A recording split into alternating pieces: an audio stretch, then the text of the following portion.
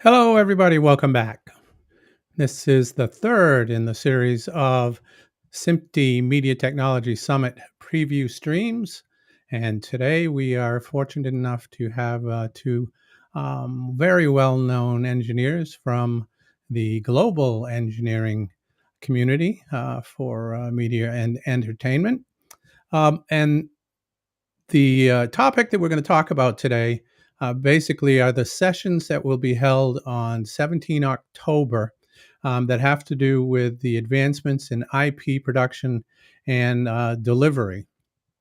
And as I said, we do have a couple of very well known and very well respected engineers from notable companies, even. I do want to take a moment to point out that that particular QR code will be shown through quite a bit of today's very brief session. If you scan that code, that will bring you to the registration page for the MTS, which is the other way that we refer to the Media Technology Summit. So please keep that in mind. And I would like to now introduce our speakers. We have Thomas Kernen from nVidia. I will turn my lower third off. Thomas Kernen and Ievgen Kostiukevych. I did it so well. Ievgen Kostiukevych from the EBU. So let's bring them on screen. Ievgen, I am so sorry. I practiced.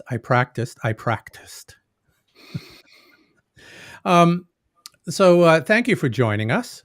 I do appreciate you taking the time. Wonder if you'd tell our audience a little bit about yourselves and your background, what you do for your day jobs. Want me to go first, Thomas? Sure. Yeah. Okay, so my name is Ievgen Kostiukevych. I'm with the EBU, the European Broadcasting Union, where I'm leading the team doing the research in fields of media over IP and cloud technologies. I also work with SMPTE, so I'm co-chairing the SMPTE 32NF technical committee, and have a privilege of also working in some other activities in SMPTE, and also with the wonderful team of the SMPTE MTS, doing the reviews and chairing the sessions for this amazing conference that I'm incredibly looking forward to. And myself, I'm Thomas Kernen. I work for nVidia as a principal architect.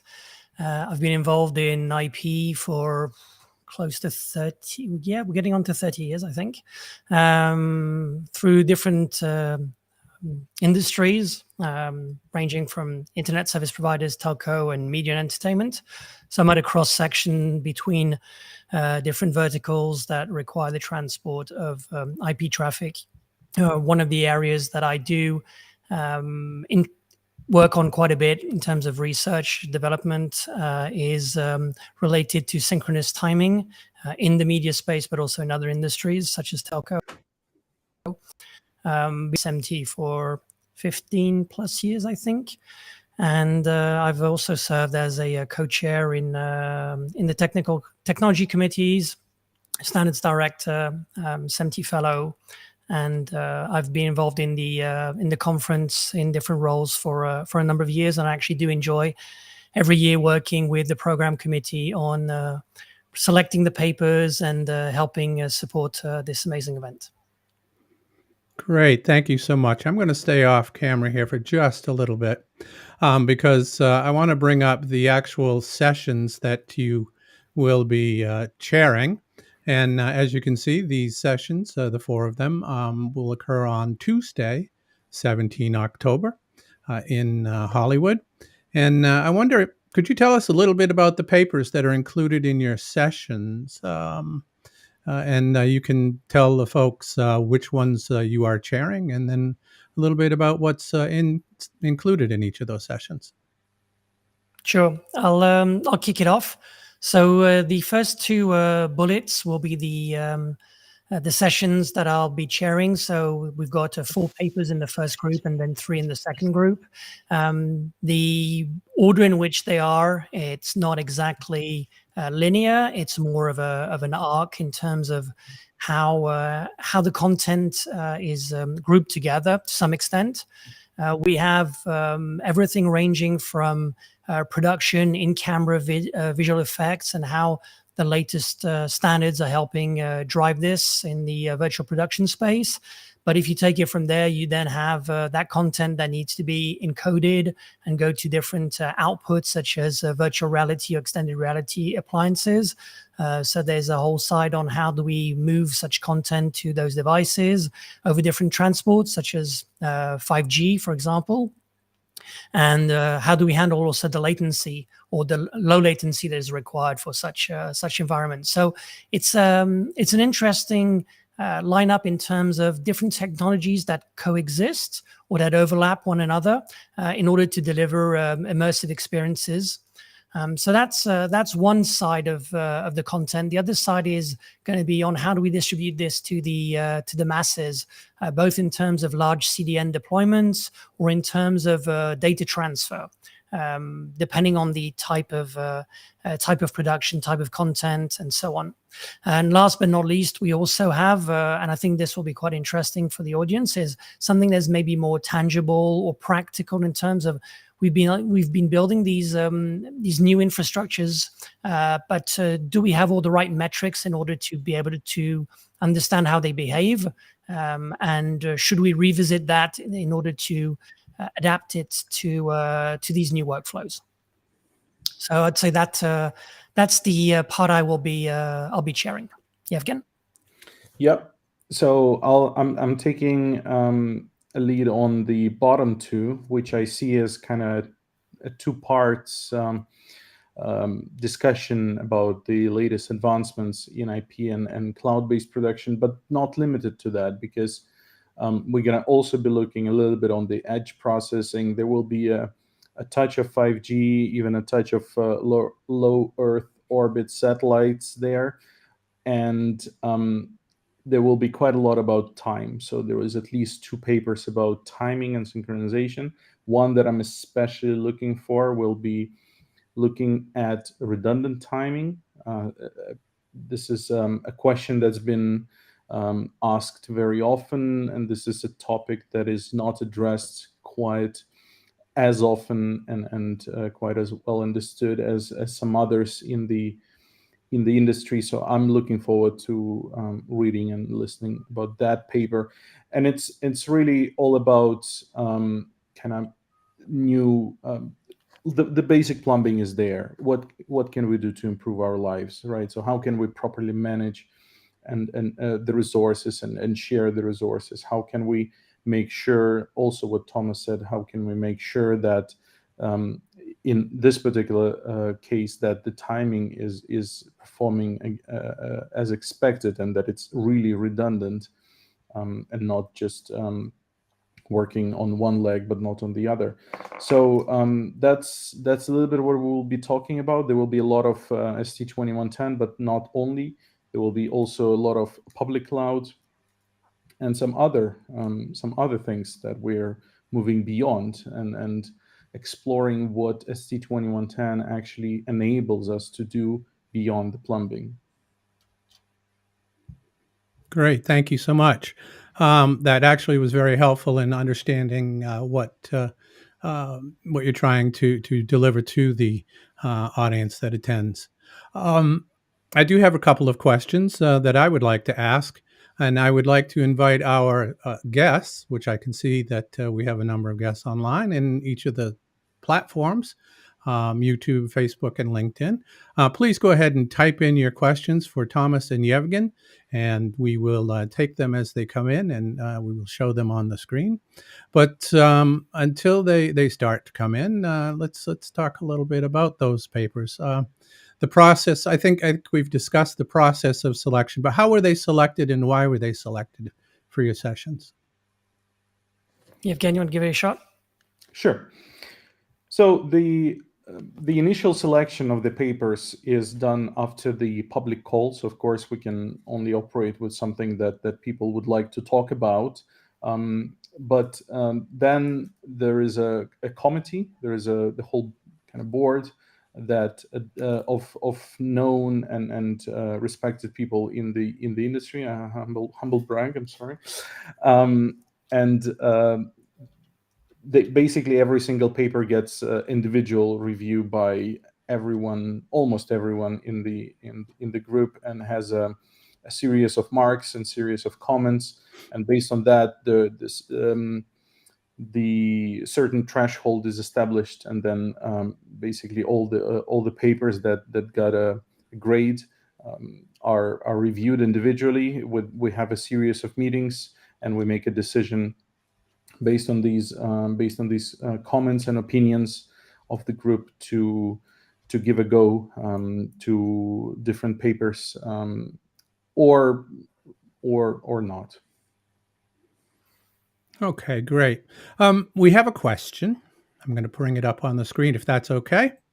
It is from Simon, and Simon asks, will your sessions touch on the Resilient PTP initiative from Japan?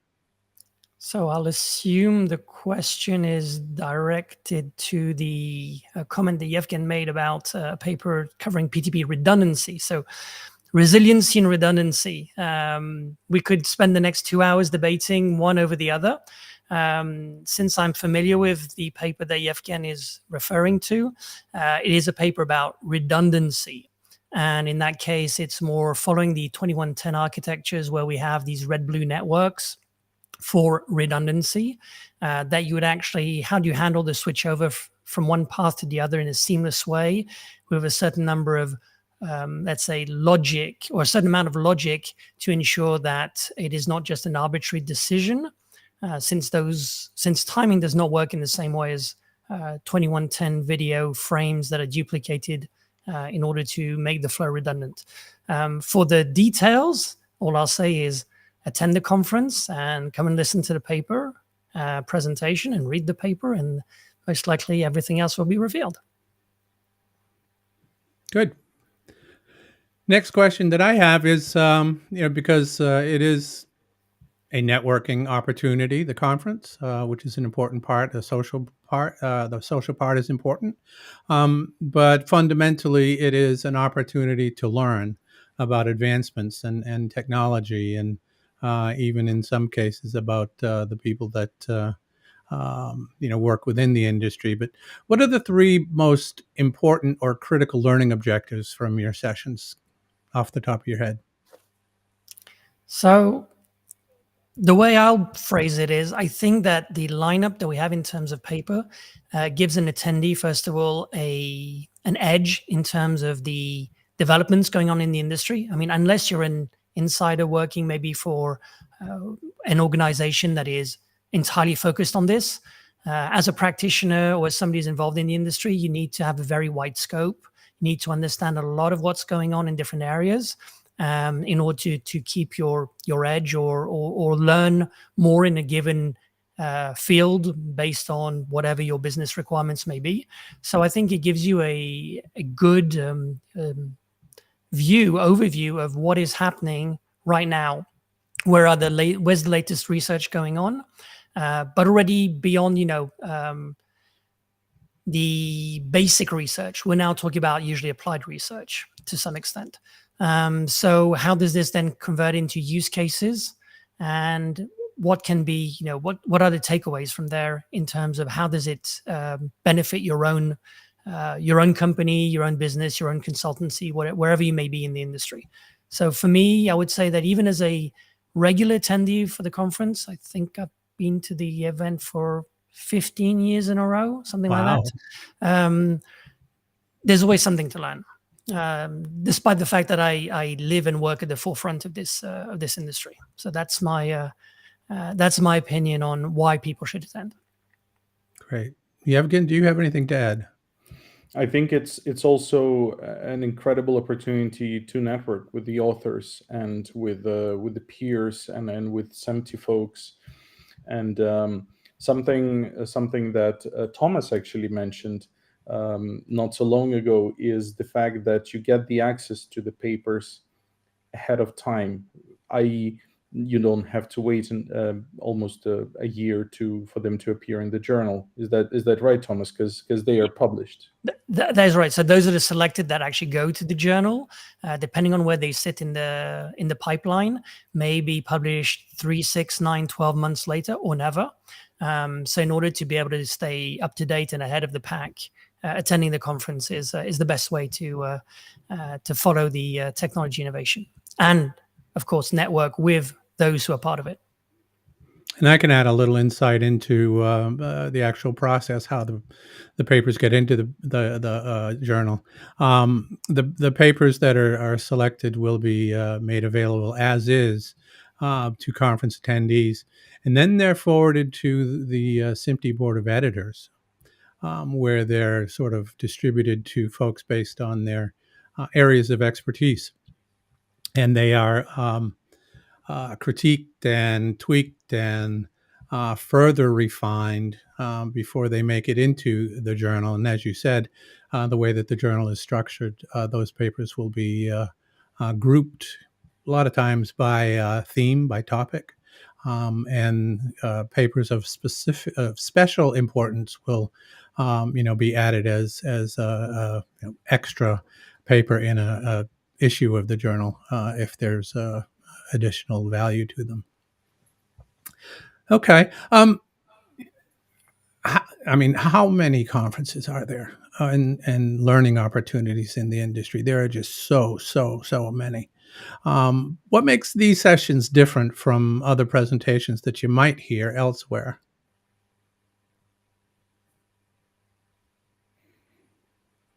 What are the sessions that you might not get elsewhere? Did I hear that correctly?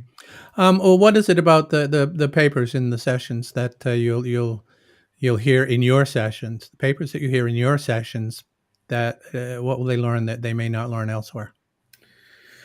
So the papers being carefully selected initially are then even go through even greater refinement when we start working directly with the authors. So it is not send us something and we're going to publish it. No, actually, the paper goes through a series of revisions by multiple people who assess it as is it comprehensive enough. If it's okay to have an academic, highly technical paper, but it needs to make sense, and it needs to be accessible also to a younger audience who may not have as extensive academic experience as others do. I would certainly put myself in that category because I still have so much to learn, and actually those papers need to be readable. Sometimes we have some challenges there, and after that, the papers also go through stylistic fixing, and also we need to make sure that the sources are credible, that they're properly quoted. All that adds a lot of value to the content that the conference and these particular sessions provide. And we also will make sure that the paper is not just, like in gaming, a pay to win. There's no such thing here. You cannot really pay us to get into the session. I mean, considering us too.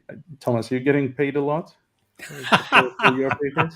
I volunteer a lot of my time to help shepherd the authors for the papers and make sure I'm gonna go cash my check, and then I'll see you in Hollywood. Anyway, no, of course, no. This is so inappropriate. I'm sorry for that.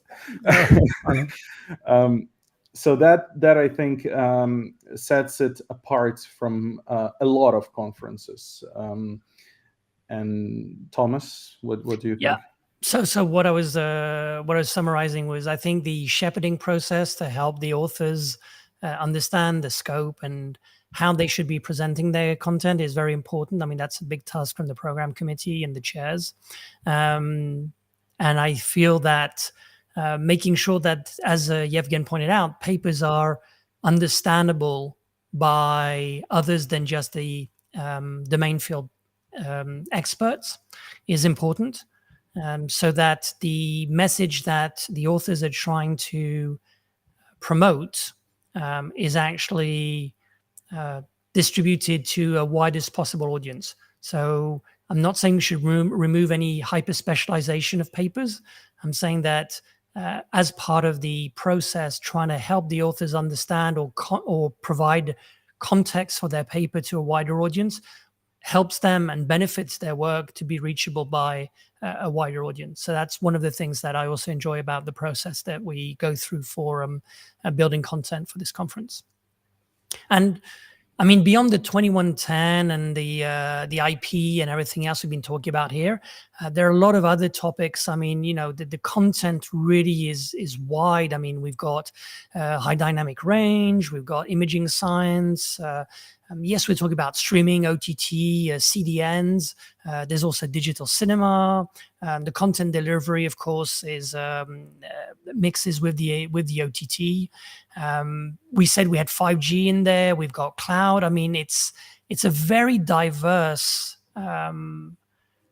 technology set, but at the same time, it brings this industry together through these different technologies and how each one of them separately or collectively enable new capabilities or new use cases.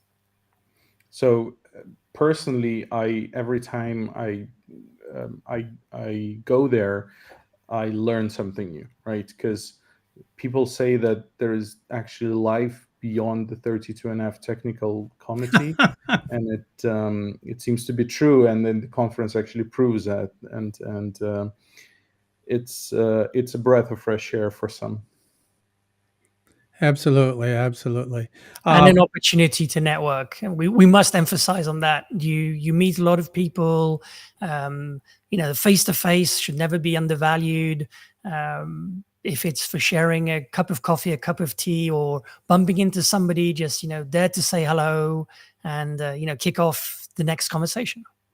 And I would say that those folks that are at the conference typically range from the very senior executive in the C-suite, the CTOs and such, but all the way to even early career individuals and students. There are some schools that bring students to the conference just for the networking and learning opportunities.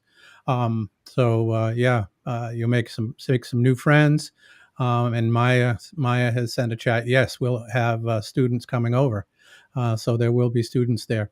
And as well as anybody that it's important to plant the seed in those students because those will be the industry of the future.